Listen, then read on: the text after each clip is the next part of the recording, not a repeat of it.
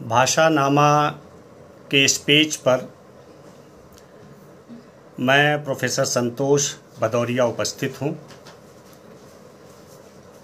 इस पेज से जुड़े हुए सभी साथियों का, विद्यार्थियों का मैं तहे दिल से आपका स्वागत करता हूँ, अभिनंदन करता हूँ। सबसे पहले तो मैं शुक्रिया अदा करूँगा सीमांकन यादव का, सर्वेश मिश्र का, अजीत कुमार सिंह का, जिन्होंने इस बातचीत के लिए आमंत्रित किया और ये संभव किया कि आपसे मैं रूबरू हो सकूं, आपके सामने बातचीत के लिए आ सकूं। दरअसल ये इस मायने में बहुत ही सराहनीय प्रयास है कि किस तरह से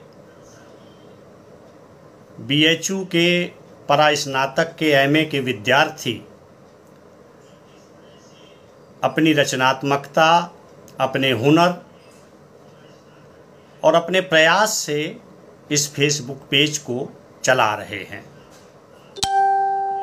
आज जब हम एक ऐसे संकट में हैं, जब सभी लोग हमारे क्लासरूम में नहीं आ पा रहे हैं, सभी लोगों के आमने सामने बैठ कर के हम क्लास नहीं ले पा रहे हैं, उस दौर में इस तरह के किसी भी प्रयास का होना हमें एक आश्वस्ति पैदा करता है हम में, और ये भरोसा जताता है कि जो पढ़ने लिखने वाले लोग हैं, जो साहित्य से प्रेम करने वाले लोग हैं, साहित्य की दुनिया से जुड़े हुए लोग हैं, वो किसी न किसी तरीके से जुड़ना चाहते हैं, किसी माध्यम से जुड़ना चाहते हैं। इस तरह के प्रयास अगर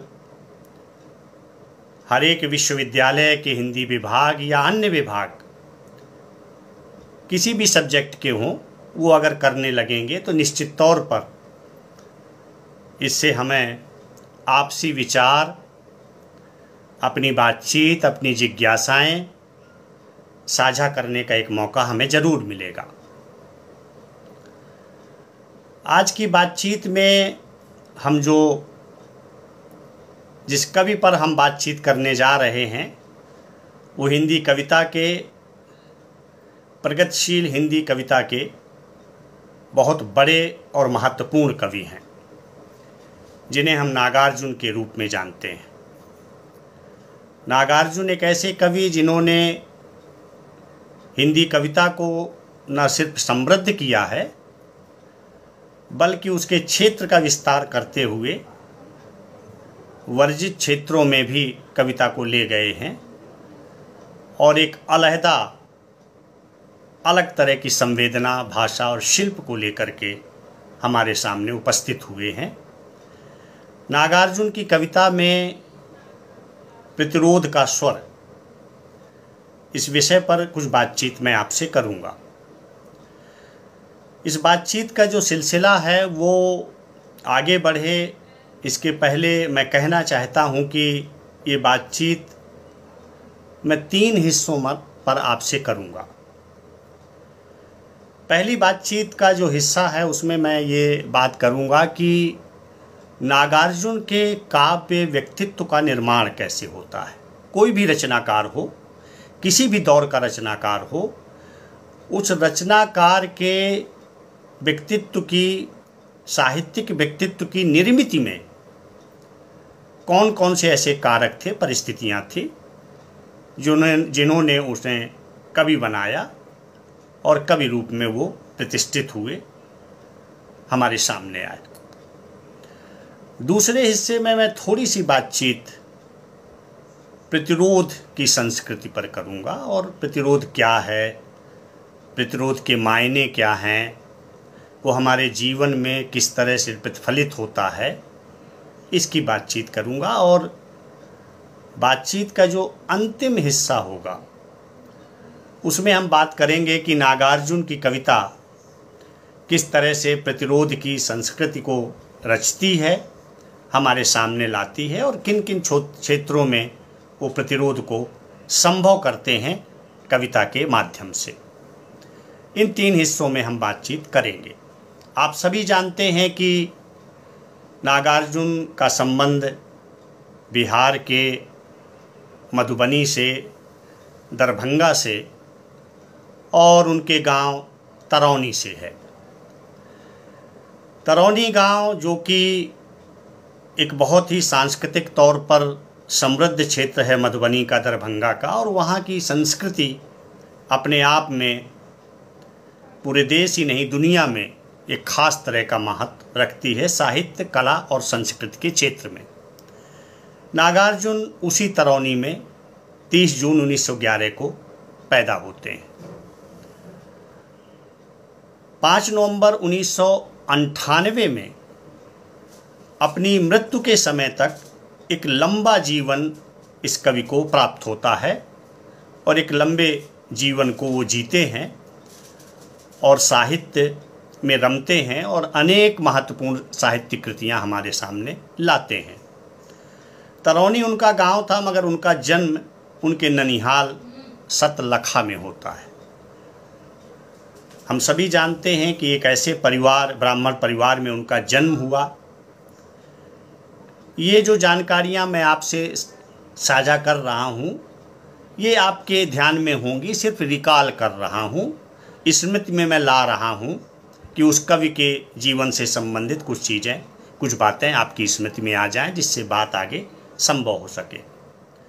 पिता जो गोकुल मिश्र हैं, उनके बारे में नागार्जुन ने स्वयं लिखा है और अन्य लोगों ने लिखा है। माता उमा देवी, और ये माना जाता है कि इन दोनों से जो 5 संतानें हुईं वो संतानें नहीं रहीं। और आप जानते हैं कि वो जो दौर है, उस दौर में 1911 के दौर में जब स्वास्थ्य सुविधाएं बहुत नहीं थीं, अनेक तरह की परेशानियां थीं, तो बहुत सारे बच्चे थे जो जन्म लेने के बाद नहीं रहते थे, अनेक स्वास्थ्यगत कठिनाइयां थीं और इस तरह से लगातार 5 बच्चों की मृत्यु होती है और ये नागार्जुन उनकी 6वीं संतान होते हैं।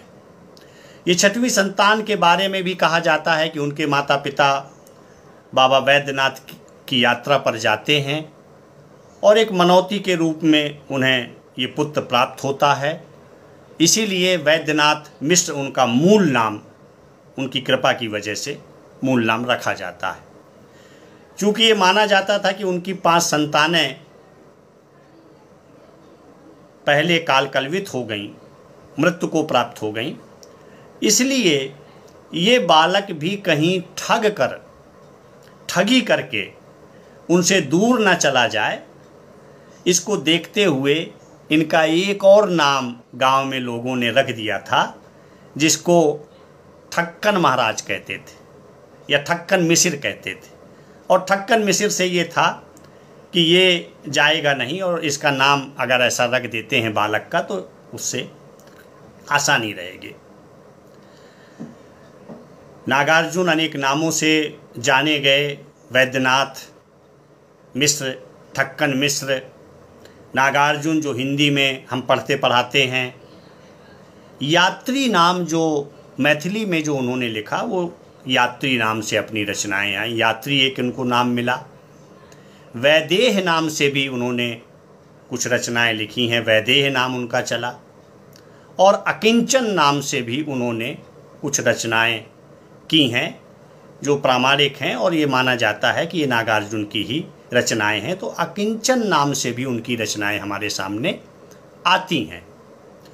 इस तरह हम देखते हैं कि वो मैथिली में आधुनिक कविता और उपन्यास के प्रणेता के रूप में माने जाते हैं और ये माना जाता है कि नागार्जुन ने मैथिली में भी आधुनिक कविता की शुरुआत की। ये कहते हैं कि नागार्जुन की माँ बचपन में चली गईं और इसके लिए नागार्जुन प्रकारांतर से अपने पिता को जिम्मेदार मानते हैं और माता का इतनी कम उम्र में चले जाना, माता का सुख न मिलना पिता की लापरवाही को मानते हैं। और रतिनाथ की चाची में एक उद्धरण है जिसको मैं पढ़ना चाहूँगा तो शायद ये स्पष्ट हो जाएगा कि कितनी तकलीफ़ में वो रहे और ये जो उनका वक्तव्य उसमें आया है रतिनाथ की चाची में, वो उमा देवी की दारुण रिश्तों की और गोकुल मिश्र के पिता के दारुण स्थितियों की एक झलक रतिनाथ की चाची के इस वक्तव्य में मिलती है। वक्तव्य ये है कि रतिनाथ को अपनी माँ याद नहीं है, थोड़ा सा आभास मात्र है। वह गौर श्याम थी, उसे दमा का रोग था, ज़्यादातर वो लेटी ही रहती थी। बस यही रति को याद है माँ का चेहरा कैसा था। कपाट छोटा, आँखें न छोटी न बड़ी, नाक नुकीली नहीं थी। माँ का प्रसंग छिड़ते ही एक भयानक दृश्य उस लड़के की आंखों के आके नाच जाता था। वह नहीं चाहता था कि इस तरह का अप्रिय और भयानक दृश्य उसे याद आए, किंतु सिर्फ आंखें मूंद लेने से ही कोई बात मन में ना आए ऐसा तो नहीं हुआ। क्या थी ये बात? यही कि रतिनाथ की बीमार माँ बिस्तरे पर उतान लेटी पड़ी है और जयनाथ रुद्र रूप धर कर बेचारी की छाती पर बैठा है। हाथ में कुल्हाड़ी है और वह अपनी स्त्री की गर्दन रेतता जा रहा है। वह घिघिया रही है, लेकिन कोई भी इस नरमेघ में हस्तक्षेप करने वाला वहाँ मौजूद नहीं है। माँ घिघियाती है। 3.5 साल के अबोध रत्ती, 4 साल की उम्र में कहते हैं नागार्जुन 4 साल के थे जब उनकी माँ का देहांत हो गया था। माँ घिघियाती है। 3.5 साल के अबोध रत्ती ने ये दृश्य देखकर दम साध लिया है। घर के कोने में बैठा हुआ वह कनखी से रह रहकर अपनी माँ और बाप को देख लेता। माँ की स्मृति के साथ ये भयानक चित्र रत्ती की आंखों के आगे आ जाता है। पिता के रुद्र स्वभाव के प्रति इस बालक के हृदय में प्रतिहिंसा की आग कभी कभी सुलग उठती है। तनी भौहों और चढ़ी आंखों से वह बाप की ओर घूरता है, जिसको चाची से सदैव घुल घुल कर बातें करते पाया है। उसी का अपनी माँ के प्रति वह निशंस और रुक्ष व्यवहार रतिनाथ की समझ से परे की बात थी। वह 4 साल का था तभी माँ मरी थी। माँ के बाद चाची ने ही उसकी देखभाल की है। अकारण क्रोधी स्वभाव के इस पिता से चाची ही उसे बचाती आई है। अब ये देखिए कि किस तरह से रति अपने माँ और पिता का एक दृश्य उपस्थित करते हैं, और ये कहा जाता है कि नागार्जुन के बचपन का हिस्सा है जो उन्होंने अपने उपन्यास रतिनाथ की चाची ने, यानी कठिन था बचपन। माँ को खोया, पिता को जिम्मेदार मानते हैं और अंत तक पिता को माफ़ नहीं करते हैं नागार्जुन। प्रारंभिक शिक्षा उनकी गांव में होती है, और उस समय जो पाठशाला होती थी गांव में उसको टोल कहा जाता था, टोल कहते थे। और उस टोल में ब्राह्मण बटुक पढ़ते थे। वो टोल ज़्यादातर सामंतों श्रीमंतों के संरक्षण में वो टोल पाठशालाएं चला करती थीं। और ये ब्राह्मण बटुक जो होते थे वो दशहरा और दुर्गोत्सव में चंडी पाठ किया करते थे, और उसमें नागार्जुन भी जाया करते थे चंडी पाठ के लिए। और आने के बाद नागार्जुन को 18 आने प्रति ब्राह्मण बटुक को मिलते थे, और ये 18 आने जब पिता को ला कर के वो हाथ में रखते थे तो पिता उसको 1 दुवन्नी नागार्जुन को दे देते थे, और उस 1 दुवन्नी को पा करके नागार्जुन बहुत प्रसन्न होते थे। नागार्जुन मेधावी थे, पढ़ने में उनकी रुचि थी। वहाँ से स्कूली शिक्षा पूरी करने के बाद जो टोल में वो पढ़े, उसके बाद अगली शिक्षा के लिए उनको बनारस भेजा गया। पिता बनारस भेजते हैं, और बनारस में उनको मीरवाट एक जगह है, वहाँ पर काशी विद्यापीठ उनको भेजा जाता है। काशी विद्यापीठ में ही एक बाल वर्धिनी सभा संचालित होती है, और इस बाल वर्धिनी संस्था को संचालित करने वाले जो हैं वो पंडित बलदेव मिश्र हैं। और इसकी संरक्षिका जो है वो संरक्षिका दरअसल दरभंगा रानी लक्ष्मीवती है। ये लक्ष्मीवती उसका संरक्षण करती है, और उन्हीं की देख रेख में ये बाल वर्धिनी सभा बनारस में चलती है। चूँकि नागार्जुन एकांत जीवी थे और इसके साथ साथ कविता करना उनके लिए, एकांत में रहना, कविता करना सुविधाजनक लगा था। इसलिए वो समस्या पूर्ति करने लगे। समस्या पूर्ति आप लोग जानते हैं कि एक लाइन मिलती थी और दूसरी लाइन उसको पूरा करना होता है। और समस्या पूर्ति का एक आयोजन बालवर्धिनी सभा करती थी और जिसकी महारानी लक्ष्मीवती दरभंगा रानी संरक्षक थी, और उसमें 3 पुरस्कार मिलते थे। और कहा जाता है कि नागार्जुन ने ये तीनों पुरस्कार बालवर्धिनी सभा के जीते थे और सबको आश्चर्यचकित कर दिया था कि ये बालक जो तरौनी से, दरभंगा से आया है, इतना मेधावी है, चुपचाप रहता है, एकांत में है, कविताएं अच्छी लिखता है, समस्या पूर्ति अच्छी करता है, और वहाँ के तीनों पुरस्कार जीत लिए।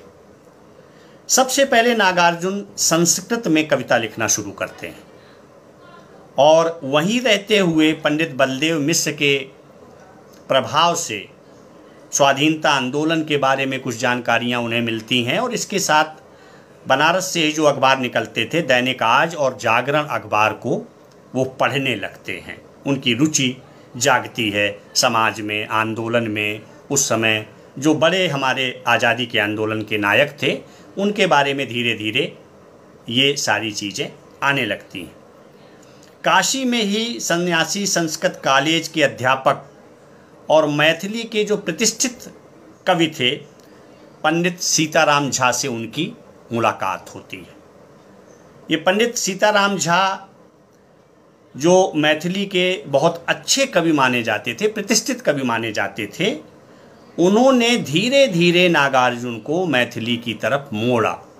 संस्कृत वो पहले से जानते थे और मैथिली भाषा की बारीकियाँ, कहने का ढंग, कविता की समझ, मैथिली में जो काव्य परंपरा थी, उन सारी चीज़ों से वो परिचित कराते हैं और छंद लिखना नागार्जुन सीख जाते हैं मैथिली में।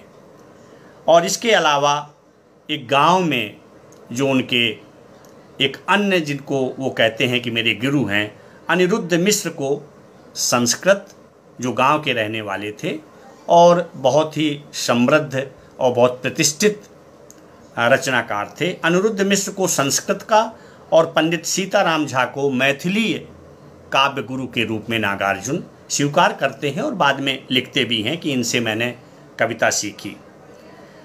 1930-32 तक नागार्जुन को ये एहसास हो जाता है कि ब्रज और अवधि में समस्या पूर्ति से काम नहीं चलेगा और वो धीरे धीरे खड़ी बोली कविता की ओर मुखातिब होते हैं और लिखना शुरू करते हैं। बनारस का जीवन नागार्जुन के कवि व्यक्तित्व के निर्माण में बहुत महत्वपूर्ण स्थान रखता है। और एक ओर बनारस में जहाँ पंडित, पुरोहित, सामंत, यजमान, कर्मकांड और दान दक्षिणा थी, वहीं दूसरी ओर उसी बनारस में वाल्मीकि, कालिदास, माघ, भारव, भवभूति और बाणभट्ट की अद्भुत साहित्यिक दुनिया थी, जिस दुनिया से नागार्जुन लगातार परिचित होते जा रहे थे। तो एक दुनिया जो कर्मकांड की दुनिया थी, यजमान की दुनिया थी, दान दक्षिणा की दुनिया थी, सामंत पुरोहित की दुनिया थी, वायाडंबर की दुनिया थी, उसके साथ साथ संस्कृत की काव्य परंपरा, साहित्य की एक समृद्ध परंपरा बनारस में नागार्जुन को मिलती है।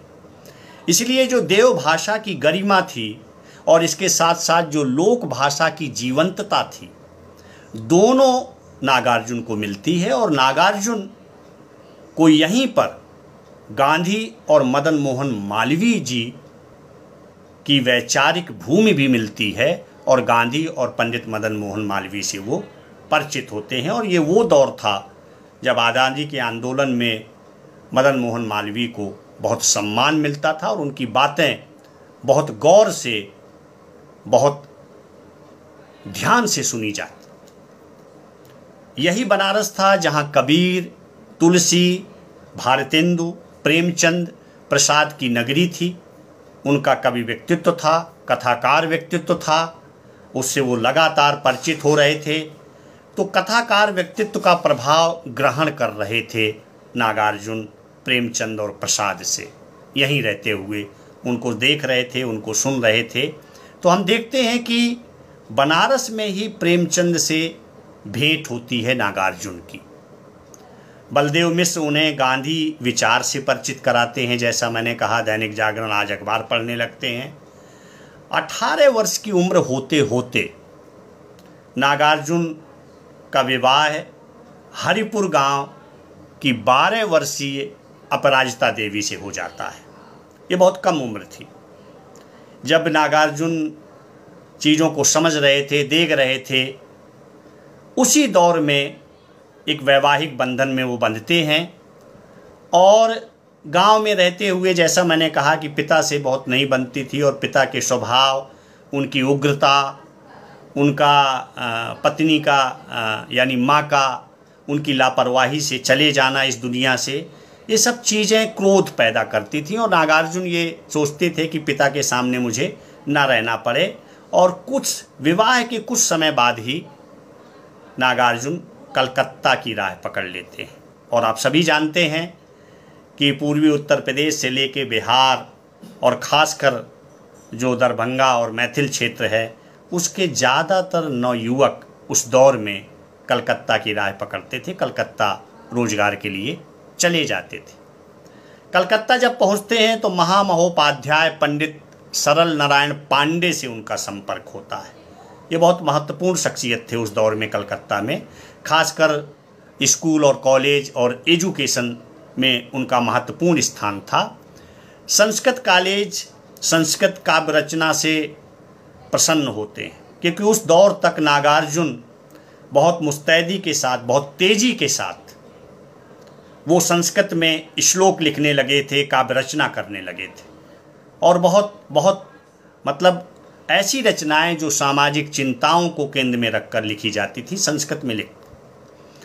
उस संस्कृत कॉलेज की जो प्राचार्य हैं वो काव्य रचना से प्रसन्न होते हैं।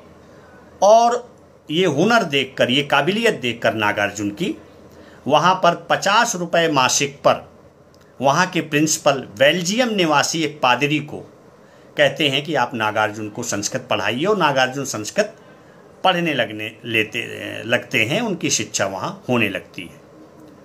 1933 में, 33 का दौर याद करिए, आज़ादी का आंदोलन चल रहा है, गांधी पूरी तरह से आ चुके हैं, बहुत सारे आंदोलन वो कर चुके हैं, बहुत सारी घटनाएं हो चुकी हैं। 1933 में गौना होता है नागार्जुन का, और 2-3 महीने बाद ही वो काठियावाड़, पंजाब, श्रीलंका और तिब्बत की यात्रा पर निकल जाते हैं। मेरे कहने का तात्पर्य ये है कि ये जो यात्री उनका नाम है, ये जीवन में उन्होंने सार्थक किया। और ये सही बात है कि यात्राएं आपको समृद्ध करती हैं। यात्राएं आपके जीवन को, आपकी समझ को, आपके विचार को समृद्ध करती हैं। और नागार्जुन इसीलिए अपने प्रगतिशील धारा के 2 अन्य कवियों, केदारनाथ अग्रवाल और त्रिलोचन से इस मायने में भिन्न हैं कि उन्होंने यात्राएं बहुत की हैं, बहुत समृद्ध हुए हैं। आप देखिए कि केदारनाथ अग्रवाल का जीवन कमासिन से निकलकर बांदा में बीतता है। और बांदा में उनके जो अनुभव हैं वो गांव के अनुभव हैं, खेती किसानी के अनुभव हैं। और बांदा में उनका जो पेशा था वो वकील का था, तो कचहरी में रह करके बहुत सारी बातें वो देखते समझते हैं। और कचहरी में बहुत सारे लोग आते हैं, उनसे गांव की तकलीफ़ें, उनकी तकलीफ़ें सुनते हैं। बांदा नागार्जुन जाते थे। नागार्जुन के बांदा आने पर एक बहुत महत्वपूर्ण कविता केदारनाथ अग्रवाल ने लिखी है नागार्जुन के बांदा आने पर। यह बांदा है सूदखोर की इस नगरी में, वो बहुत महत्वपूर्ण कविता है। और नागार्जुन के बहाने बहुत सारी बातें बांदा के बारे में वो कहते हैं। वहाँ जाकर के काठियावाड़ में ये जो तरुण जैन मुनि थे, उनको प्राकृत भाषा पढ़ाने लगते हैं। और धीरे धीरे वो देखते हैं कि बुद्धिज़्म और जैनिज़्म, बौद्ध और जैन धर्म में उनकी रुचि कैसे बढ़ती है। और यहीं अबोहर पंजाब से निकलने वाले दीपक मासिक का संपादन करने लगते हैं। इसी दौरान उनको ये होता है कि बौद्ध धर्म में त्रिपिटक जो ग्रंथ हैं उनके प्रामाणिक पाठ कहाँ मिलेंगे, इन प्रामाणिक पाठों की खोज के लिए वो कलकत्ता की महाबोधि सोसाइटी से सलाह मांगते हैं।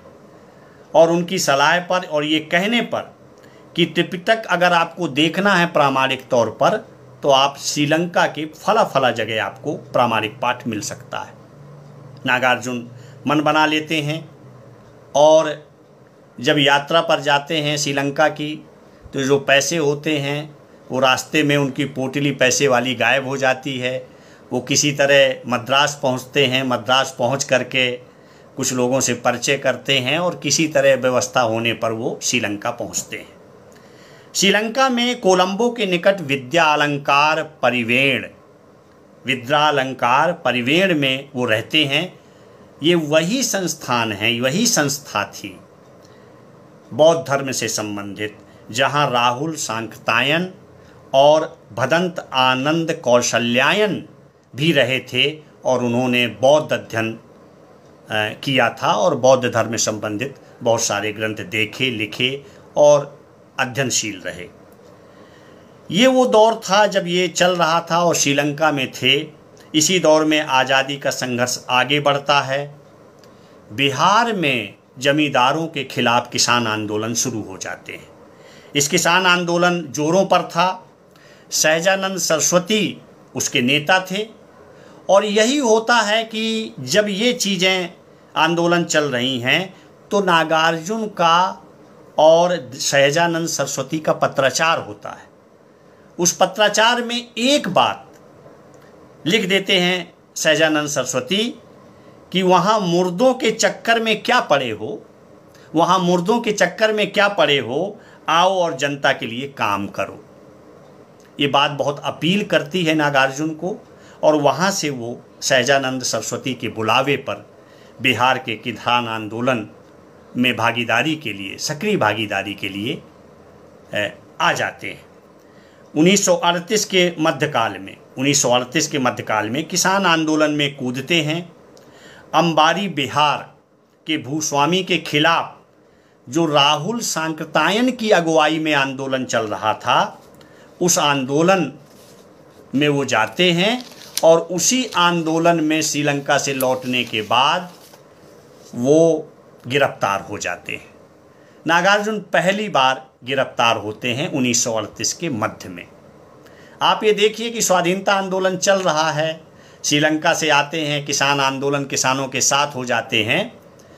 छपरा हजारीबाग जेल में 10 महीने उन्हें रहना पड़ता है। इन्हीं दिनों नागार्जुन का सुभाष चंद्र बोस से पत्राचार होता है।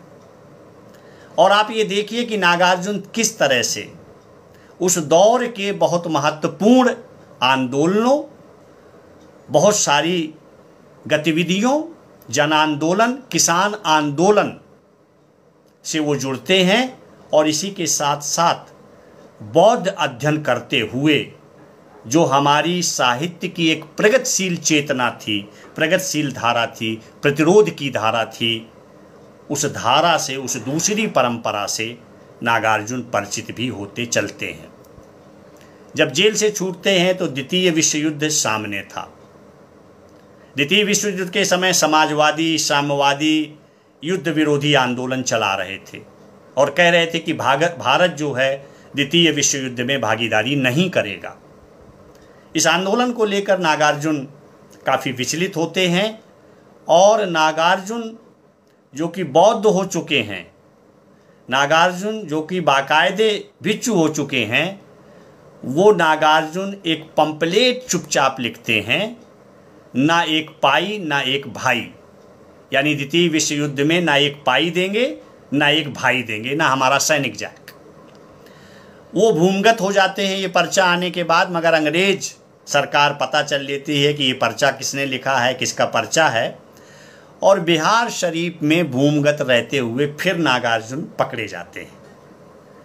8 महीने भागलपुर जेल में रहते हैं, पिता से दूर हैं।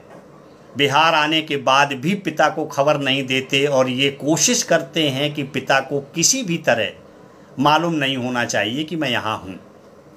मगर पिता को मालूम होता है। भागलपुर जेल जाते हैं, जेलर से मिलते हैं, बहुत रोते हैं और कहते हैं कि ये मुझे तो छोड़ ही आया है, एक इसकी पत्नी भी है, छौनी है, उस छौनी को भी छोड़ के ये आ गए हैं। और वहीं पिता जब वो छूटते हैं और ज़मानत मिलती है तो पिता वहाँ मौजूद रहते हैं और पिता उनको घर ले जाते हैं। अपना चीवर, वस्त्र और कमंडल सीताराम आश्रम में छोड़ देते हैं और नागार्जुन का वो चीवर और कमंडल आज भी सीताराम आश्रम में मौजूद है, वहाँ पे रखा हुआ है। इस तरह से वो जब गांव आ जाते हैं तो गांव की आर्थिक स्थितियाँ उसी तरह की हैं, कोई बदली नहीं है। पिता आर्थिक संकट में है, परेशानी में है, गांव घर कैसे चलेगा इसको लेकर के दिक्कत है। और जब दिक्कत महसूस करते हैं तो नागार्जुन को फिर अपनी कविता याद आती है और वो सोचते हैं कि इसी कविता से कुछ आर्थिक उपार्जन हो सकता है और कुछ किया जा सकता है। 8 पेज की एक पुस्तिका नागार्जुन लिखते हैं और इस 8 पेज की पुस्तिका का नाम जो देते हैं बुढ़वर विलाप। बुढ़वर विलाप नाम से 8 पेज की 2 पुस्तिकाएं लिखते हैं, मैथिली में लिखते हैं अपनी भाषा में, और जा कर के ट्रेन में बेचना शुरू कर देते हैं। ट्रेन में जब बेचते हैं तो उन कविताओं को गाते भी हैं, हाव भाव भी वैसे होते हैं, देह भाषा भी वैसी होती है और वो बिकती हैं। धीरे धीरे कुछ आमदनी होती है और ला करके पिता के हाथ में शाम को वो दे देते हैं। पिता को ये अच्छा लगता है कि चलिए बेटे की कविता साथ दे रही है, आर्थिक कुछ मदद हो रही है। पिता भी ये करते हैं कि हाट बाजार में जा कर के उन पुस्तिकाओं को बेचने लगते हैं और कुछ रोजी रोटी इस तरह से सुगम हो जाती है, ठीक हो जाती है। इसके बाद नागार्जुन देखते हैं कि पिता भी ये काम करने लगे तो धीरे से एक बार फिर वो निकल जाते हैं। पंजाब के हैदराबाद के सिंध शहर में 100 रुपये मासिक पर प्राकृत भाषा के ग्रंथों का संस्कृत में। मैं बात कर रहा था कि किस तरह से वो इलाहाबाद आते हैं। इलाहाबाद में बहुत सारे रचनाकारों से, उस दौर के सबसे महत्वपूर्ण रचनाकारों से वो मिलते हैं और 8 महीने रहने के बाद वो बनारस चले जाते हैं। बनारस उनका प्रिय शहर है और इस बीच में वो रायपुर, बड़ौदा, अहमदाबाद, सागर, भोपाल, विदिशा, जबलपुर, उज्जैन, बांदा की यात्राएं करते रहते हैं। और मैं ये कह रहा था कि किस तरह से वो उनका पोस्ट कार्ड 15 दिन आगे चलता था और पोस्ट कार्ड चलता रहता था और उसकी सूचना जहाँ पहुँचना होता था वहाँ वो पहुँच जाता था। और कभी कभी ऐसा भी होता था कि नागार्जुन बगैर किसी सूचना इतला के भी पहुँच जाते थे और उनका आतिथ्य सब लोग अतिथि की सेवा करते थे। इलाहाबाद से बनारस जब वो गए तो वहाँ भारतीय ज्ञानपीठ के दफ्तर में काम करने लगते हैं।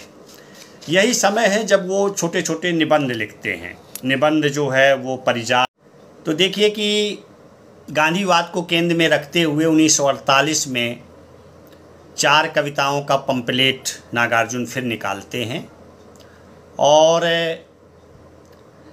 पंपलेट लिख कर के मेरे कहने का तात्पर्य ये है कि नागार्जुन अपने समय की सारी घटनाओं को बहुत सचेत ढंग से देखते हैं और उस पर रिएक्ट करते हैं। पंपलेट लिखते हैं, छपवाते हैं, उसको बांटते हैं। 1949 में मैथिली कविताओं का संग्रह चित्रा इलाहाबाद से वो छपवाते हैं। यानी वो मैथिली में, हिंदी में एक साथ लिख रहे हैं और छप रहे हैं। आज़ादी हमें मिलती है और आज़ादी के बाद नेताओं के चरित्र खुलने लगते हैं और वो राम राज्य कविता में 1948 में वो लिख देते हैं। ये जो राम राज्य कविता है इसका आगे हवाला आएगा। 1951 में वो वर्धा महाराष्ट्र चले जाते हैं और जहाँ गांधी का आश्रम था और राष्ट्रभाषा प्रचार समिति में काम शुरू कर देते हैं, मगर उनका मन नहीं लगता, बहुत टिकते नहीं और वहाँ से उनकी वापसी हो जाती है। इलाहाबाद में रहकर स्वतंत्र लेखन करते हैं। बलचनमा जो उनका उपन्यास है वो पहले मैथिली में लिखते हैं, फिर मैथिली में जब देखते हैं कि बहुत संभावनाएं नहीं हैं, छपेगा नहीं छपेगा, संशय में रहते हैं, तो इसके बाद उसे हिंदी में लिखते हैं। संस्कृत के मेघदूत का अनुवाद करते हैं मुक्त वृत्त में अनुवाद करते हैं मेघदूत का। शरद के उपन्यासों का भी अनुवाद हिंदी में करते हैं इसी दौरान, और ये काम वो शुरू रखते हैं। 1954 में वो कन्हैयालाल माणिकलाल मुंशी के बहुत प्रसिद्ध उपन्यास पृथ्वी वल्लभ का भी अनुवाद करते हैं। और जब 1952 में पहला आम चुनाव आता है तो एक पंपलेट फिर छपवाते हैं। वो पंपलेट की ताकत को, जनता की ताकत को, जनता की समझदारी पर बहुत विश्वास था नागार्जुन को। इसलिए छोटी छोटी पत्रिकाएं, पुस्तिकाएं और पंपलेट लेकर के नागार्जुन जाते हैं। और आप देखिए कि 1952 के आम चुनाव में वो चना जोर गरम नाम से एक पंपलेट छपवाते हैं, जो आम जनता को कांग्रेस की कथनी और करनी के फ़र्क को वो जनता को बताते हैं। उसकी एक झलक मैं आपको देता हूँ, जिसमें वो पंपलेट में लिखते हैं चना जोर गरम में, चना है बना मसालेदार, खाइए भी तो ये सरकार। चना है बना मसालेदार, खाइए भी तो ये सरकार। मिलेगा परमिट बार बार, मिलेगा परमिट बार बार, मिलेंगे सौदे सभी उधार। नया हो जाएगा घर बार, कि लद लद कर आवेगी कार, कि लद लद कर आवेगी कार। तो वो हर एक प्रसंग में और सरकार, चुनाव, इन चीज़ों में धीरे धीरे नागार्जुन जनता के कवि होते हैं, जनता के बीच जाते हैं। शिवपूजन सहाय से राम वृक्ष वेणुपुरी के प्रभाव में आते हैं, उनके गहन संपर्क में आते हैं और अपने आंदोलन को आगे बढ़ाते हैं, अपनी कविता को आगे बढ़ाते हैं। राम वृक्ष वेणुपुरी के सुझाव पर वो यात्री जो नाम है उनका, वो मैथिली के लिए तय कर देते हैं, और आगे चल के सारी रचनाएं जो मैथिली में आती हैं वो यात्री नाम से आती हैं, और हिंदी में वो नागार्जुन नाम से लिखने लगते हैं। रतिनाथ की चाची 1949 में आया, बलचनमा 1952 में जिस साल चुनाव हुए आ जाता है, और बाबा बटेश्वर नाथ 1954 में आता है। ये सारे उपन्यास आज़ादी की कथा, स्वतंत्र भारत की कथा, स्वतंत्र भारत के बाद के जनता की जो स्थिति है उसका बहुत अच्छे तरीके से इन चीज़ों को वो चरित्र खुलते हैं। और इसी के साथ साथ वो बुझावन काका नाम से होनहारों की दुनिया लिखते हैं, स्तंभ लिखने लगते हैं, और तुकों का खेल, चतुरी चाचा की चिट्ठी, ये सारी चीज़ें, पंचायती राज जो निकलता था बिहार में, उसमें ये स्तंभ लिखते हैं, चतुरी चाचा की चिट्ठी, और प्रश्न होते हैं, उनके जवाब वो देते चलते हैं। यानी एक साथ नागार्जुन साहित्य में, आंदोलन में, अखबार में, स्तंभ लेखन में किस तरह से सक्रिय होते हैं, ये उनके व्यक्तित्व के पहलू हैं जिनकी चर्चा मैं कर रहा हूँ।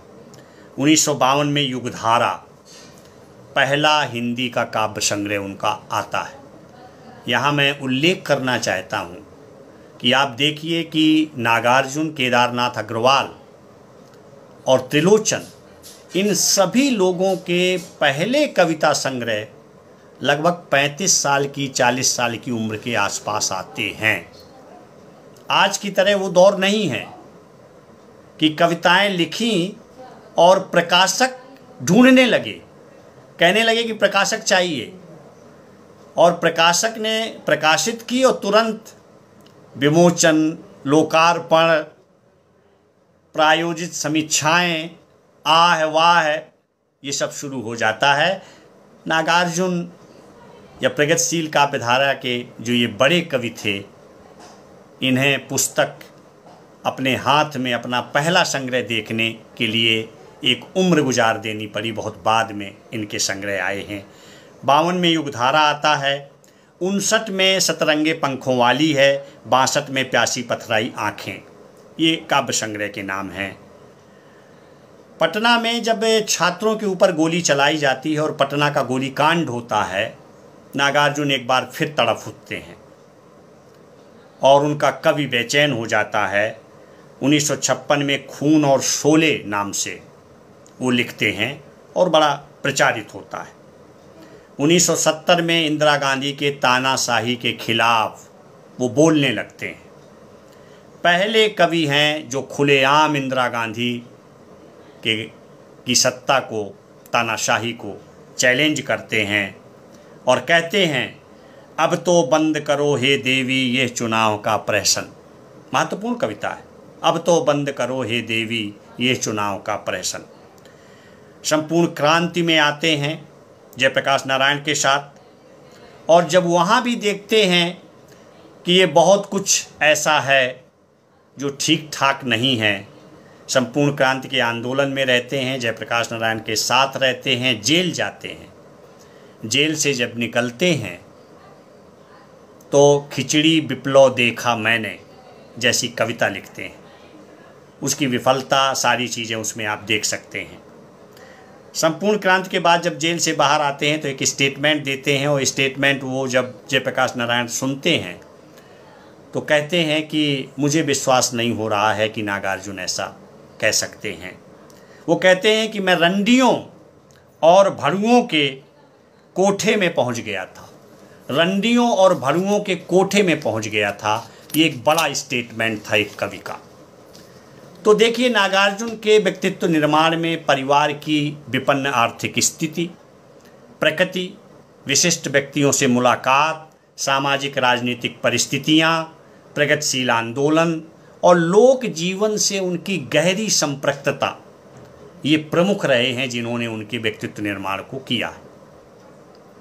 अब मैं प्रतिरोध की बात अगर करूं, प्रतिरोध के स्वरों की बात करूं, तो आप ये समझिए कि एक मिलान कुंदेरा एक विचारक हुए हैं, लेखक हुए हैं, जिन्होंने the book of laughter and forgetting नाम की पुस्तक में एक स्टेटमेंट है उनका, शक्ति के विरुद्ध आदमी का संघर्ष, शक्ति के विरुद्ध आदमी का संघर्ष वस्तुतः विस्मृति के विरुद्ध स्मृति का संघर्ष है।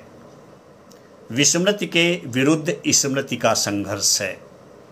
आज हम विस्मृति के दौर में जा रहे हैं। आज हमारी स्मृतियों को पोंछा जा रहा है। आज हमारे इतिहास बोध को विकृत किया जा रहा है।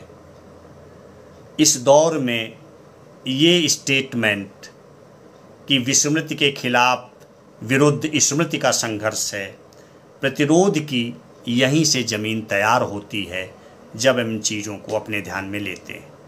प्रतिरोध की एक संस्कृति होती है, वो हमेशा से रही है। ये संस्कृति बोलती भी है और चुप भी रहती है। आप अगर ध्यान से देखेंगे तो आपको बहुत सारी प्रतिरोध की संस्कृतियाँ एक साथ मिलेंगी, जो मुखर भी हैं, चुप भी हैं। ये प्रतिरोध हमारे यहाँ आज से नहीं, बहुत बहुत दिनों से, सैकड़ों हजारों वर्षों से वो हमारे बीच में चल रहा है।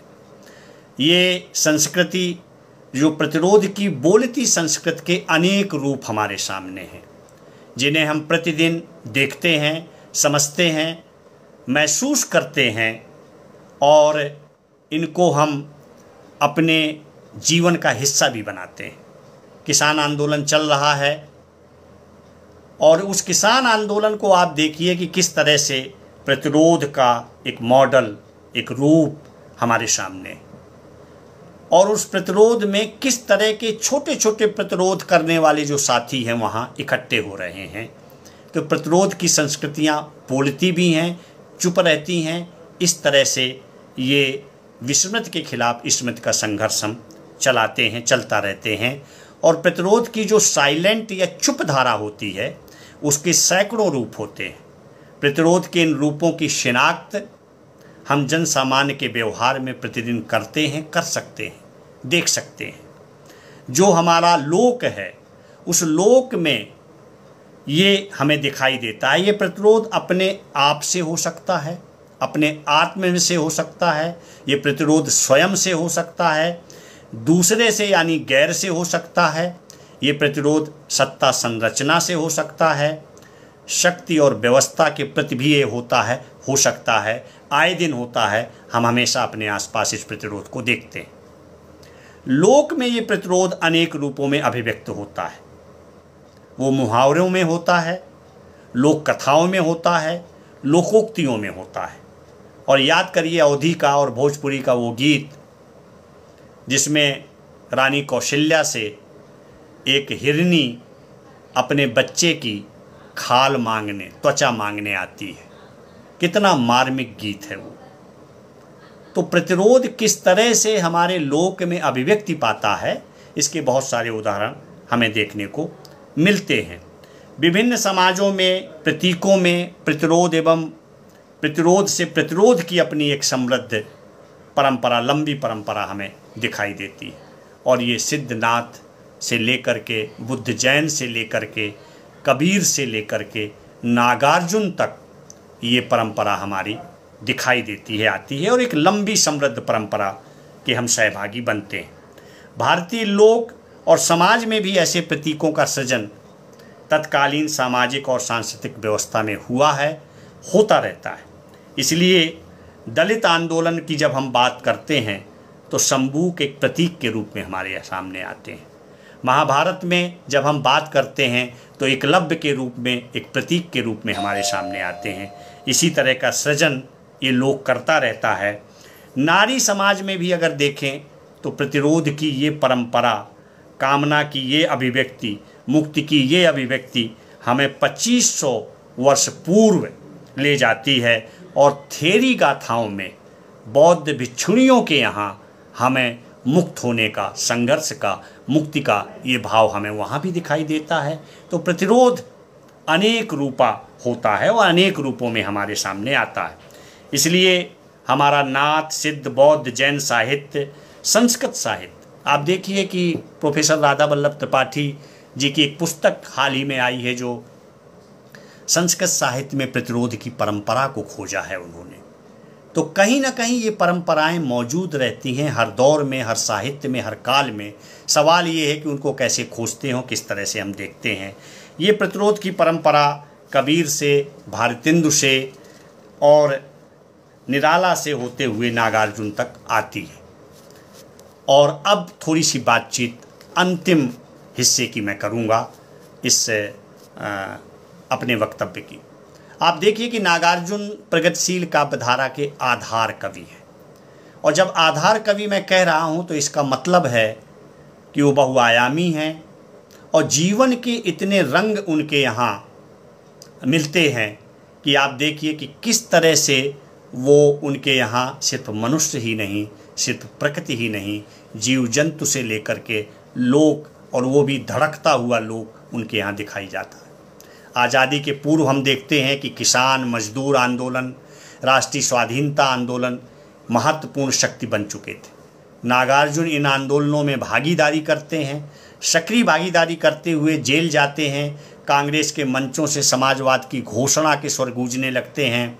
मार्क्सवाद, जनक्रांति, साम्राज्यवाद, पूंजीवाद, शोषण, उत्पीड़न शब्द नागार्जुन की कविता में अनिवार्य शब्द बनने लगते हैं, अनिवार्य रूप से आने लगते हैं।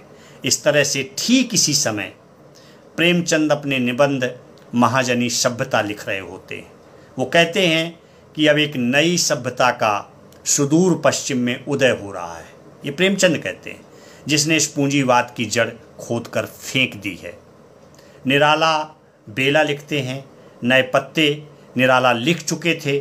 किसान को एक परिवर्तनकामी शक्ति के रूप में बादल लाल कविता में वो दिखाते हैं, और बादल लाल कविता आवाहन की कविता है। और किस तरह से परिवर्तनकामी शक्तियों का आवाहन 1923 में बादल लाल कविता में वो कर चुके हैं। राजे ने अपनी रखवाली की जैसी कविता वो लिख चुके हैं। झींगुर डटकर बोला, महंगू महंगा रहा जैसी रचनाएं नागार्जुन के संज्ञान में, उनके काव्य बोध में आ चुकी थीं और उसको वो जान समझ रहे थे। इस तरह से नागार्जुन ये यात्रा आगे बढ़ाते हैं। नागार्जुन ने किसान मजदूर के जीवन की झांकी प्रस्तुत की। शोषित पीड़ित किसान मजदूर जीवन के अभिन्न अंग बनकर कविता में आते हैं। कविता में ये पक्ष इस तरह से नहीं आता कि आरोपित लगता हो, आरोपित नहीं है, वो उसके हिस्से बन के आते हैं, कविता के अंग प्रत्यंग बन के आते हैं। उसकी संवेदना में इतने गुथे होते हैं कि आपको नहीं लगेगा कि किसान और मजदूर ये नागार्जुन ऐसे ले आए और कविता करने लगे। किसान मजदूर का जीवन और प्रकृति का किसानी ग्रामीण रूप इतना घुला मिला है जिसमें विशेष प्रकार की ताजगी और प्रामाणिकता है। और ये ताजगी और प्रामाणिकता नागार्जुन के यहाँ जो आती है वो बहुत महत्वपूर्ण इसलिए है कि नागार्जुन गांव को, ग्रामीण संस्कृति को, लोक को जीने वाले रचनाकार हैं। उनका रिश्ता नज़दीक का रिश्ता है, दूर का रिश्ता नहीं है। आज़ादी के बाद सत्ता के वर्ग चरित्र को कलात्मक अभिव्यक्ति देने का जो कार्यभार प्रगतिशील कवियों ने उठाया, उसमें नागार्जुन ने पूरी तत्परता के साथ उसको निभाया है। अपनी स्वदेशी शासक शीर्षक कविता में नागार्जुन ने इस वर्ग चरित्र और गठजोड़ को पर तीव्र आघात करते हैं। वो समझ लेते हैं, कहते हैं कि जहाँ न भरता पेट देश का, जहाँ न भरता पेट देश वह कैसा भी हो महानरक है। जहाँ न भरता पेट देश वह कैसा भी हो महानरक है। व्यर्थ हुई साधना, व्यर्थ हुई साधना, त्याग कुछ काम न आया। कुछ ही लोगों ने स्वतंत्रता का फल पाया, कुछ ही लोगों ने स्वतंत्रता का फल पाया। नागार्जुन आगे प्रश्न करते हैं इसी कविता में, इसीलिए क्या हमने तुमको इन दुर्बल कंधों पर ढोया। इसीलिए क्या परम पवित्र तिरंगा झंडा तुमको हमने दिया थामने। इसीलिए क्या तुमको हमने अपने आगे खड़ा किया था। ये प्रश्न है, जनता के प्रश्न है, किसान के प्रश्न है। ये प्रश्न वो करते हैं और ये प्रश्न नागार्जुन ही कर सकते हैं। 15 अगस्त 1948 आज़ादी का उल्लास था। नागार्जुन क्या लिख रहे थे ज़रा देखिए। आज़ादी मिल रही है, आज़ादी का उल्लास है, मगर क्या कहते हैं वो, आज क्या है, आज क्या है, कुछ नहीं बस जन्मदिन शिशु राष्ट्र का है। आज क्या है, कुछ नहीं बस जन्मदिन शिशु राष्ट्र का है। आज ही तुम मिल गए थे दुश्मनों से, गुनहगारों से, छोड़कर संघर्ष का पथ, भूल कर अंतिम विजय की घोषणाएं। घोंप कर लंबा छुरा तुम सर्वहारा जनगणों की पीठ में। हम भारत के लोग याद करिए, हम भारत के लोग उन्हीं जनगण की पीठ में छुरा घोंप कर कुछ लोग आज़ादी का उल्लास मना रहे थे और नागार्जुन ये कविता लिख रहे थे। नागार्जुन ने आज़ादी को दमन चक्र की आज़ादी के रूप में देखा। द्वितीय विश्व युद्ध के बाद आर्थिक मंदी, महंगाई, आर्थिक संकट से उपजे जन आंदोलन में भारतीय किसान मजदूर को जिस क्रूरता से दबाया गया, राम राज्य कविता जो काफ़ी लंबी है, देखिए नागार्जुन क्या लिखते हैं, किस तरह उनका प्रतिरोध का स्वर प्रखर है। वो क्या कहते हैं, ध्यान रखिए। राम राज्य की कल्पना गांधी की भी थी, गांधी का भी उदात्त स्वप्न था राम राज्य, और उसी के राम राज्य कविता में वो लिखते हैं, राम राज्य में अब की रावण नंगा होकर नाचा है। राम राज्य में अब की रावण नंगा होकर नाचा है। सूरत शक्ल वही है भैया, बदला केवल ढांचा है, बदला केवल ढांचा है। लाज शर्म रह गई न बाकी गांधी जी के चेलों में। फूल नहीं लाठियां बरसती राम राज्य के जेलों में। भैया लंदन ही पसंद है आज़ादी की सीता को। नेहरू जी अब उम्र गुजारें अंग्रेजी खेलों में। नेहरू को प्रश्नांकित करते हैं, सत्ता से प्रश्न करना, किसी तरह का डर नहीं है, निर्भय है नागार्जुन। एक नागरिक का, एक कवि का निर्भय हो जाना, निडर हो जाना, ये आज की सबसे बड़ी ज़रूरत है। और जब तक आप निर्भय निडर नहीं होंगे, समाज नहीं बदलेगा, सत्ता नहीं बदलती है, उसका दमन बढ़ता रहता है। इसलिए आज़ादी के नए माहौल में बात बात में नाक रगड़नी पड़ती है इंसानों को। ये आज़ादी के बाद है, कहते हैं बात बात में नाक रगड़नी पड़ती है इंसानों को। हरी फसल चरने को छुट्टा छोड़ दिया हैवानों को। किसान चेतना देखिए। हरी फसल चरने को छुट्टा छोड़ दिया हैवानों को, सूरदास मध्यकाल में लिख चुके हैं। खेती किसानी के संदर्भ में लिखते हैं और वो कहते हैं कि जब बादल ही खेत चरने लगें तो उसका क्या हाल होगा। ये सूरदास उस दौर में, और वही नागार्जुन कह रहे हैं। नई कविता के दौर में नागार्जुन की कविता की महत्तम उपलब्धियां हमारे सामने आती हैं और इसी दौर में नागार्जुन ने अपनी पक्षधरता को स्पष्ट करते हुए लिखते हैं और वो कहते हैं, इतर साधारण जनों से अलहदा होकर रहो मत। प्रतिबद्धता का सवाल है। प्रतिबद्ध हूँ, आबद्ध हूँ, संबद्ध हूँ, कविता लिख चुके हैं वो, और किससे संबद्ध हैं, आबद्ध हैं, वो बताते हैं। इसलिए इतर साधारण जनों से अलहदा होकर रहो मत। कलाकार या रचयिता होना नहीं पर्याप्त है, पक्षधर की भूमिका धारण करो। विजयिनी जनवाहिनी का पक्षधर होना पड़ेगा।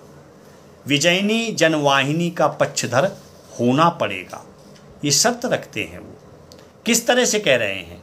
अन्यथा नागार्जुन सचेत भी करते हैं, चेताते हैं। वो कहते हैं कि कुछ भी नहीं तुम कर सकोगे, कुछ भी नहीं तुम कर सकोगे, बहुत होगा भाग कर शिमला की नैनीताल। मध्यवर्ग की स्थितियां बता रहे हैं कि मध्यवर्ग क्या करता है। आपको जनता के साथ रहना है। कुछ भी नहीं तुम कर सकोगे, बहुत होगा भाग कर शिमला की नैनीताल, अथवा मसूरी के पास जाकर ललित लोकायतन बनाकर वहीं क्षेत्रान्यास लोगे। कह रहे हैं कि ज़्यादा से ज़्यादा क्या करोगे, हम तुम्हारी नीयत जानते हैं कि तुम क्या करोगे। मध्यवर्ग को कहते हैं कि तुम यही करोगे। मध्यवर्ग के बारे में मुक्तिबोध ने भी बहुत गंभीरता से लिखा है। मुक्तिबोध ने उसके चरित्र के, मध्यवर्ग के चरित्र को उजागर किया। नागार्जुन ने कला, कविता, संस्कृत को जीवन संघर्ष के साथ जोड़ा। तत्कालीन भारतीय परिस्थितियों में सत्य, अहिंसा, पंचशील, शांतिपूर्ण सह अस्तित्व और साहित्य में कला की स्वायत्तता का जो नारा दे रहे थे, उन नारा देने वालों को भी नागार्जुन समझ रहे थे और वो फिर सवाल करते हैं, फिर प्रतिरोध में खड़े होते हैं, फिर कविता लिखते हैं। दुनिया भर में पंचशील का पाठ पढ़ाओ, आइजनहावर के माथे पर मलो रात दिन। सत्य अहिंसा की बातों का बादामी गुलरोगन, हमें पिलाओ अनुशासन की बासी खट्टी छाछ। हमें पिलाओ अनुशासन की बासी खट्टी छाछ, बात बात पर हंटर मारो। बाहर निभा रहे हो अपने पंचशील 10 शील, ठोक रहे हो अपने तरुणों के सीने पर कील। ये सत्ता की निरंकुशता, अनुशासन की बासी खट्टी छाछ हमारे लिए है और दूसरों के लिए मज़े हैं, और वो मज़े सत्ता आज भी कुछ लोगों को करा रही है। हम सब आप देख रहे हैं। इसलिए नागार्जुन की कविता एक ऐसा लेखक समुदाय आया जिसने एक दौर में दुख, हताशा, कुंठा, निरर्थकता आदि अप्रगतिशील भावनाओं को शाश्वत मूल्य की तरह स्वीकारा। इसको भी नागार्जुन देख रहे थे। 6वें दशक में पहचान रहे थे। सामाजिक परिवर्तन में लोगों की आस्था और संघर्ष को छीण किया जा रहा था। वो नागार्जुन ने अनवरत अपनी कविता में जिस तरह की सामाजिक, राजनीतिक, सांस्कृतिक गतिविधियों की निगरानी रखी, उसे नज़रअंदाज नहीं किया जा सकता। एक महत्वपूर्ण, कमिटेड, प्रतिबद्ध कवि ये कर सकता है कि साहित्य, कला, संस्कृत की दुनिया में कौन लोग हैं जो संघर्ष के रास्ते को छीण कर रहे हैं, गुमराह कर रहे हैं। 70 के बाद सत्ता के चरित्र को बदलाव आता है, पैतरेबाजी बढ़ती है। शिक्षा व्यवस्था पर नागार्जुन की चोट देखिए क्या करते हैं। सब जगह नज़र है नागार्जुन की, सब और देख रहे हैं। और मास्टर कविता क्या कहता है, आप लोग परिचित हैं उस कविता से, मैं सिर्फ दोहरा देता हूँ। गुण खाए शहतीरों पर की 12 खड़ी विधाता बाँचे, फटी भीत है छत चूती है आले पर बिच्छुइया नाचे, बरसा कर बेबस बच्चों पर मिनट मिनट पे 5 तमाचे, दुखरन मास्टर गढ़ते हैं किसी तरह आदम के सांचे।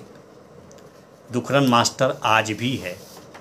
आज भी स्थितियां हैं, आज भी हमारे स्कूल नीलाम किए जा रहे हैं, आज भी स्कूलों को बंद किया जा रहा है। इसलिए अकाल और उसके बाद, सिंदूर तिलकित भाल, दंतुरित मुस्कान, हरिजन गाथा जैसी कविताएं हमें बार बार पढ़नी चाहिए। हिंदी में भारतेंदु के बाद अकेले ऐसे कवि हैं नागार्जुन जो 4 भाषाओं में कविता लिखते हैं, हिंदी, मैथिली, संस्कृत और बांग्ला। मैथिली में चित्र और पत्रहीन नग्न गाछ उनके मैथिली के काव्य संग्रह हैं। संस्कृत कविता को समकालीन बनाने का काम नागार्जुन करते हैं, जिनमें गहरी राजनीतिक चेतना और प्राकृतिक सौंदर्य का कलात्मक चित्रण संस्कृत की कविता में मिलता है। बांग्ला में 100 से अधिक कविताएं लिखते हैं। टैगोर पर कविता लिखते हैं। टैगोर के कहते हैं कि टैगोर के आभिजात्य को रेखांकित करते हैं। तुम आभिजात्य के कवि हो, मैं कवि हूँ जिसके पास कुछ नहीं है, आर्थिक विपन्नता है, गरीब हूँ।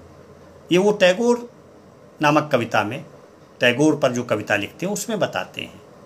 उनकी भाषिक विविधता, उनकी संवेदना और अनुभव के स्तर को कविता की दुनिया में बदल देती है और व्यापक बनाती है कविता की वेदना।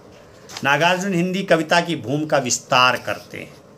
वहाँ मनुष्य है, पशु है, पक्षी है, प्रकृति है, स्त्री है, दलित है, मजदूर है, किसान है, आदिवासी है, राजनीति है, अर्थ है, संस्कृति है, कला है। ये सारे सवाल नागार्जुन कविता के माध्यम से केंद्र में ले आते हैं, बहस में ले आते हैं। इसीलिए उन्हें आधुनिक कबीर कहा नामवर सिंह ने अपने लेखन में। इसलिए वो कविता को वर्जित क्षेत्रों में ले जाते का साहस नागार्जुन दिखाते हैं। जिन विषयों पर कविता नहीं लिखी गई उन विषयों पर कविता लिखते हैं नागार्जुन। निराला की काव्य भूमि का विस्तार करते हैं, उसे और अधिक व्यापक बनाते हैं। इसलिए नागार्जुन सूक्ष्मताओं के सौंदर्य के कवि हैं। विराट वर्णन करके आश्चर्य में डालते हैं। ये विराटता, सौंदर्य तुलसी के यहाँ है, निराला के यहाँ है। उसी पंक्ति को आगे बढ़ाते हैं नागार्जुन। आदिवासियों पर दर्जन भर कविताएं लिखते हैं।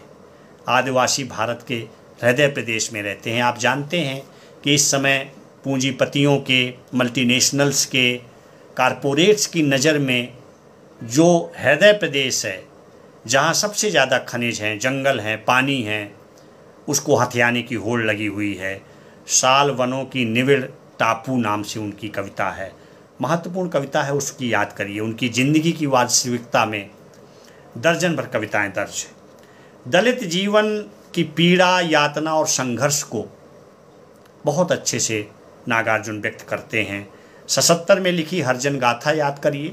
वो कहते हैं, दिल ने कहा दलित माँओं के सब बच्चे अब बागी होंगे, अग्निपुत्र होंगे वो, अंतिम विप्लव के सहभागी होंगे। ये अंतिम विप्लव क्या है? ये अंतिम विप्लव होना है जिसमें ये दलित बच्चे सहभागी बनेंगे। भारतीय मनुष्य की स्वाधीनता के कवि हैं नागार्जुन, जो आज सबसे ज़्यादा संकट में है। मनुष्य की निजता, मनुष्य की स्वाधीनता, मनुष्य की अभिव्यक्ति, ये संकट में है। इस संकट से उबारने के कवि हैं, संकट की अभिव्यक्ति करने वाले कवि नागार्जुन हैं। परिधानताओं की विभिन्न स्थितियों की पहचान करते हैं, गुलामी की पहचान करते हैं नागार्जुन अपनी कविता ने। समाज की रूढ़ियों, पितृसत्ता, सामाजिक संरचना में यातना सहती स्त्री की कविता संभव करते हैं। नागार्जुन ऐसे कवि हैं। इसलिए स्त्री की स्थिति की सर्वाधिक महत्वपूर्ण कविताएं नागार्जुन ने और फिर रघुवीर सहाय ने लिखी हैं। इसलिए नागार्जुन स्त्री को उसकी यातना के साथ, उसके संघर्ष के साथ, मुक्ति के रास्तों के साथ वो हमारे सामने रहते हैं।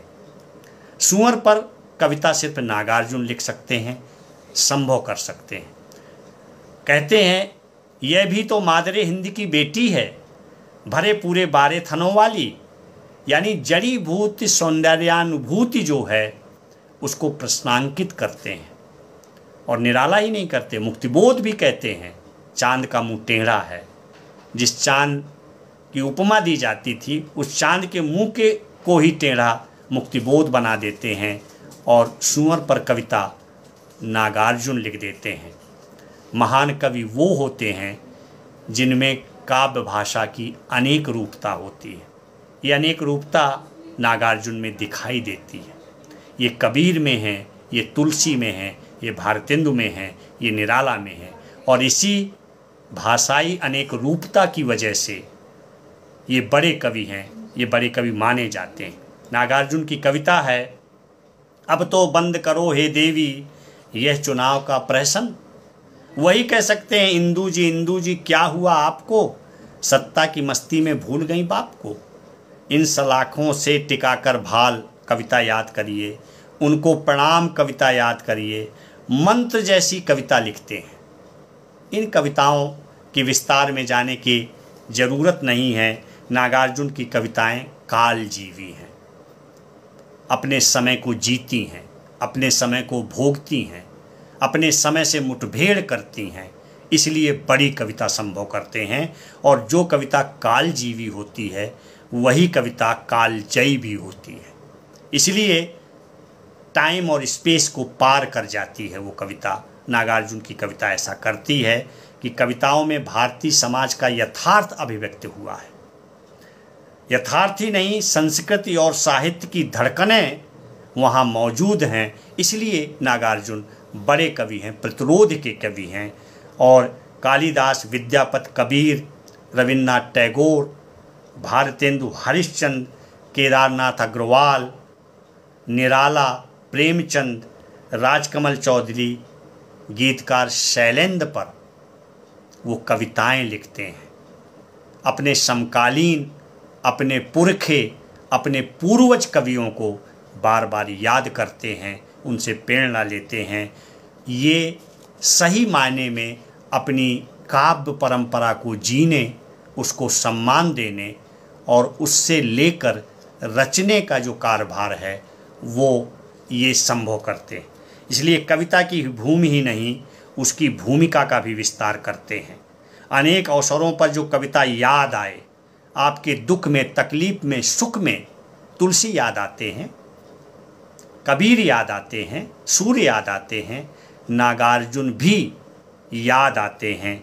जीवन के कठिन अवसरों पर आमजन की वास्तविकताएं, आकांक्षाएं, क्योंकि उनकी कविता में अभिव्यक्ति पाती है। 2 मिनट में अपना वक्तव्य समाप्त कर रहा हूँ। कविता की जो दुनिया सिमट रही है आधुनिक काल में, उसका कारण है कि उनका जनजीवन से दूरी बढ़ी है। ड्राइंग रूम में बैठकर कविता नहीं लिखी जाती। अगर आप यात्रा नहीं करते तो आप मर रहे होते हैं। अगर आप स्वप्न नहीं देखते तो आप मर रहे होते हैं। सबसे खतरनाक होता है हमारे सपनों का मर जाना, ख्वाब का ना होना। ये ख्वाब वो संभव करते हैं। और इस तरह की काव्य दृष्टि पर नागार्जुन अजगर करे न चाकरी जैसी कविता लिख डालते हैं। और वो कहते हैं, कलाकार को लग गया है प्रवचन का चस्का, कलाकार को लग गया है प्रवचन का चस्का, सरल को जटिल बनाने का रोग। ये रोग खूब लगा है आजकल। यह भी ठीक है, वह भी ठीक है, हाँ भी कह लो, जच जाए तो ना भी कह लो। ये जो आला दर्जे की अवसरवादिता है, इससे संकट पैदा होते हैं। और अजगर करे न चाकरी कविता में संकट को अभिव्यक्त करते हैं। नागार्जुन हिंदी कविता को जटिलता के विरुद्ध सरलता के सौंदर्य शास्त्र की कविता बनाते हैं। वो बनाना चाहते हैं, जिसको उन्होंने अपने कवि जीवन में प्रयास किया, साधा सामने रखा। सर्वाधिक लोकप्रिय रचनाएं वही हैं जिनमें गहरी सामाजिक चिंता, प्रखर राजनीतिक चेतना, निर्भीक आलोचना दृष्टि प्रकट हुई है। और नागार्जुन इस सब को हमारे सामने लाते हैं। शासन की बंदूक, अन्न पचीसी के दोहे, भोजपुर, बाकी बच गया अंडा, आओ रानी हम ढोएंगे पालकी, तीनों बंदर बापू के, हर गंगे। ये कविताएं हमारे जीवन में संकटों में हमेशा याद आती हैं, याद आती रहेंगी। और यही कारण था कि नागार्जुन ये कह सके और स्पष्ट तौर पर कह सके, जनता मुझसे पूछ रही है क्या बतलाऊं, जन कवि हूँ मैं साफ कहूँगा क्यों हकलाऊं। इसी के साथ अपनी बातचीत समाप्त करता हूँ। भाषानामा का एक बार फिर आभार उन युवा दोस्तों का जिन्होंने ये संभव किया। इन रचनात्मक कार्यों में हमें लगे रहना चाहिए और इस तरह की बातचीत को लगातार जारी रखना चाहिए। अगर हम कुछ बदलना चाहते हैं, अगर हमारे पास कोई स्वप्न है, ख्वाब है, सपना है, छोटा हो या बड़ा, दुनिया को बदलने का या अपने बदलने का या परिवार समाज बदलने का, तो एक सपना जेके लेकर ज़रूर चलिए और उसको पूरे करने को कोशिश करिए। तभी ये दुनिया सुंदर होगी, समाज सुंदर होगा और हम प्रतिरोध की संस्कृति को, प्रतिरोध के स्वरों को शायद सामने ला सकेंगे, आगे बढ़ा सकेंगे। मैंने समय कुछ ज़्यादा ले लिया, मुझे 1 घंटे अपनी बात करनी थी, 2 बार बीच में व्यवधान हुआ, मगर सब आप लोगों ने धैर्य रखा, सुना, आप लोग 2 बार जुड़े। आपका बहुत बहुत आभार, बहुत बहुत शुक्रिया।